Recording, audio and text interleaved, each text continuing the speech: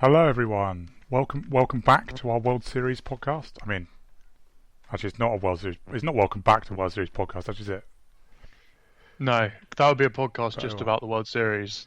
but yeah, okay. Welcome back to our baseball podcast, and this episode is about the World Series.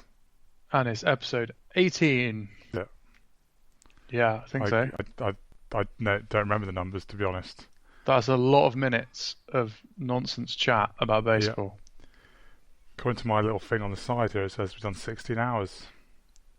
Christ. 16 hours of baseball podcasting. So yeah, we're actually for once we're doing our podcast actually before the World Series started. I mean, it's incredible, isn't it? It's absolutely incredible scenes. Yeah. So maybe any predictions won't be as, biased and cheaty. Yeah, that's what I mean. But yeah, okay. Anyway, let's talk about how the two teams got to the World Series first. And, starting pitching, basically, isn't it? That's it, isn't it? Yeah. It turns out having really good starting pitchers is a good idea. Basically, didn't it go like... Weren't your predictions almost exactly right?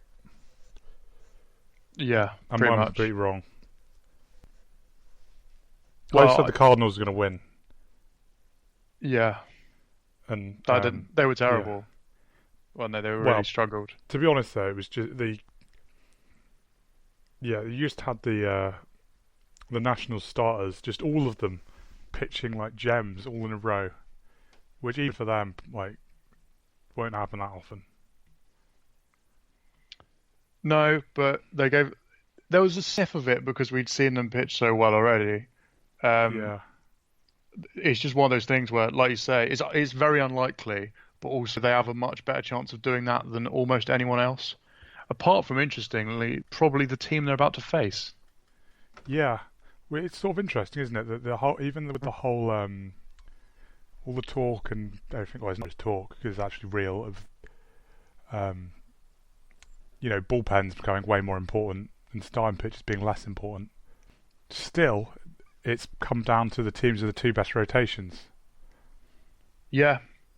And to be honest, that's probably been the case, the last few years, where there's like the teams in the World Series have had among the best rotations, among the top few. Yeah, that's ultimately the difference. And if you look at, so we go back to the Braves, and we're going back a podcast or so there, but with the Braves, it was that they used Keuchel and Foltynewicz, who were just like not up to it. Yeah. Foltynewicz actually had one good start, but their rotation, there was always this bit of a question mark. Even though you don't need like an absolute ace, Cy Young contestant.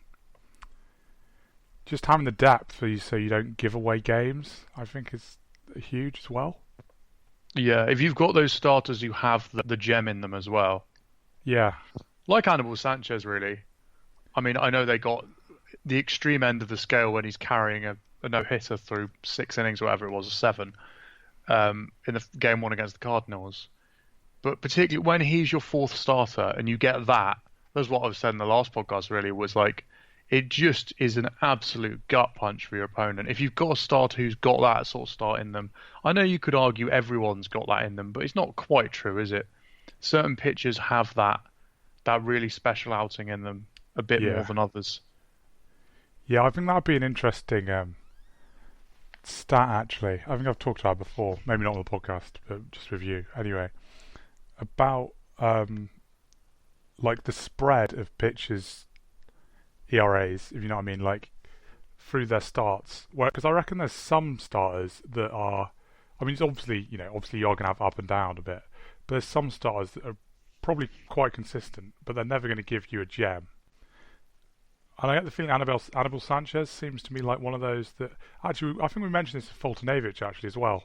I looked it up in the last one. He had lots of starts where he gave up 4 or more, and quite a lot where he gave up 2 or fewer. Yeah, I know I feel like Anibal Sanchez is sort of a bit of one of those as well, really.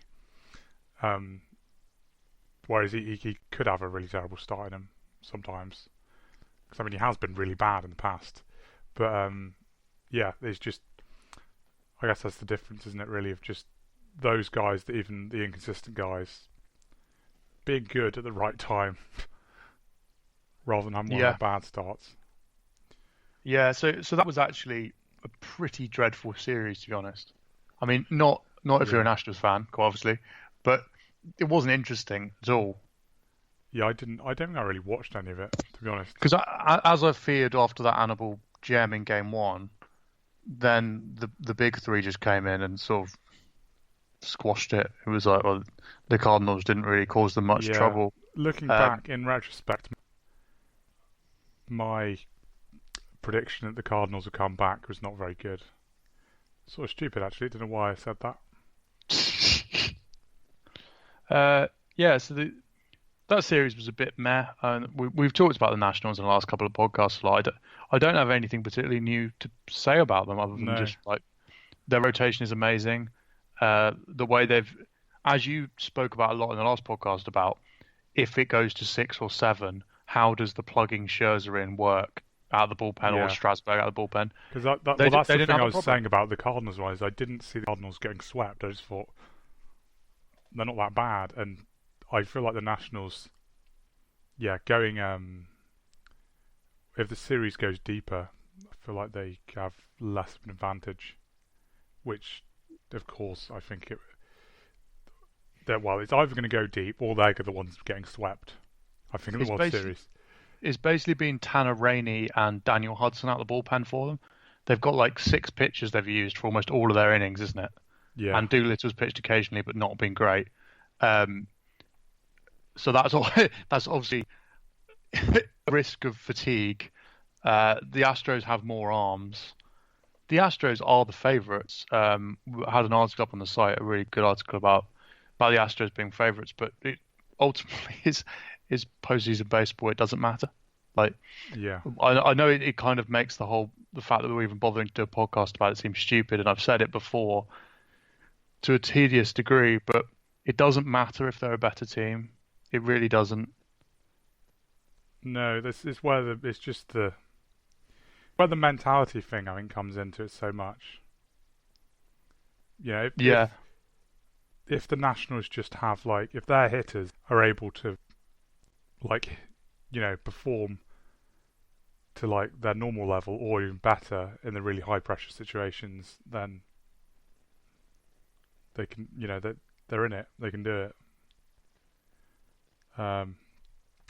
Before we go on to talk about the World Series too much, though, let's talk about the other championship series a bit.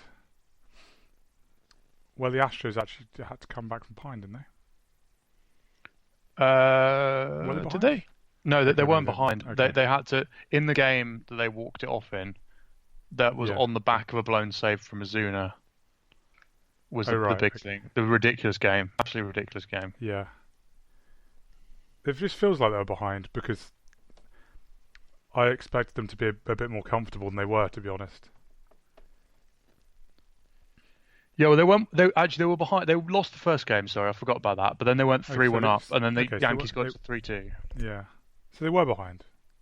Yeah, so I was right. But okay, only 1-0. Yeah, it was still behind. It was just the Yankees didn't get anything from a load of their sluggers was part of the problem. Yeah, which again we spoke about before. Yeah, it's the classic thing of streaky hitters, and guys that are going to strike out a lot. When you're up against Verlander and Cole, that is the time you are going to strike out. If you're going to strike out at any point, that is when you're going to strike out. And if you strike out a lot anyway, it just doesn't seem good, to be honest. It seems like you're going to strike out an awful lot. Yeah, and that's all what ended up happening, isn't it? Really, was it? It was Gary Sanchez and Encarnacion struggled, didn't they? I think was the big thing. Yeah. Some of it just comes as with it. The reaction always with the Yankees whenever they lose a game, let alone get knocked out of the postseason, is why didn't they spend more? Because everyone knows they can. So that those loads, obviously now the reaction is why they're just going to have to sign Jarrett Cole, and it's like even that doesn't just fix it though, does it? No. Um, you can't just add new players all the time. They're absolutely loaded with talent. Yeah, I know. I think a lot. I think it's a. Yeah, it's not exactly something that you can just say they necessarily need to do something about. I mean, this Astros team is just so ridiculously good in like every single way. Yeah, they I mean, struggled to score yeah, runs was the bigger problem for the Yankees, and that's because yeah, the Astros pitching is ridiculously good. It's not a crime to struggle to score runs against this Astros team. yeah, yeah. I don't know. I guess the rotation was a concern, wasn't it, earlier in the year, and they Yeah, didn't really do anything about it. But even then, it's like they would have needed to do a lot to be able to keep up with and compete with the. Well, they did compete with them, obviously, but you know, well, they would. The thing is, they would have needed to do. So they scored seven game one, thumbs up. Then it was 2-1, 3-4, 4. yeah, yeah. I think that's sort of what I They, mean. they It's didn't like score any it's runs. Is it the rotate? They yeah. needed like Not scoring any isn't a crime, and it's I think it's basically yeah. Their rotation was just not as good as the Astros. You don't really expect to score many more runs than that against the Astro team when when they're able to put all their starters out and stuff But in then I big guess matches as well. Like that's the problem with building a roster of offense is they won yeah, 103 games and it was amazing, but it's not quite yeah. the same. Well, this is the point I made before, though, wasn't it? Is they won 103 games, but then they win like almost all their games against like the Orioles and stuff and other teams like that. I saw it. I think it was from one of the Athletics big reporters. He made a point about the Yankees lighting up Jose Berrios and, as he referred to him, the Uber driver and Jake Odorizzi, and swept them in the division series. And then they came up against the Astros, and it turns Yeah. out they couldn't just blow them up. I mean, yeah, this is one of the things that I have been talking about. Well, I think it was like our first postseason podcast, maybe. I talked about this of teams that have really good offense and a lot of home runs win a lot against the bad teams, which makes their record look a lot better than maybe it is if if you just consider the teams they're actually going to be playing against in the postseason. Well, there's the other elephant in the room, if you like, of the ball change, which Yeah, exaggerated this issue for the yeah, Yankees. I think Is there that's a good point. Actually, I almost forgot about that.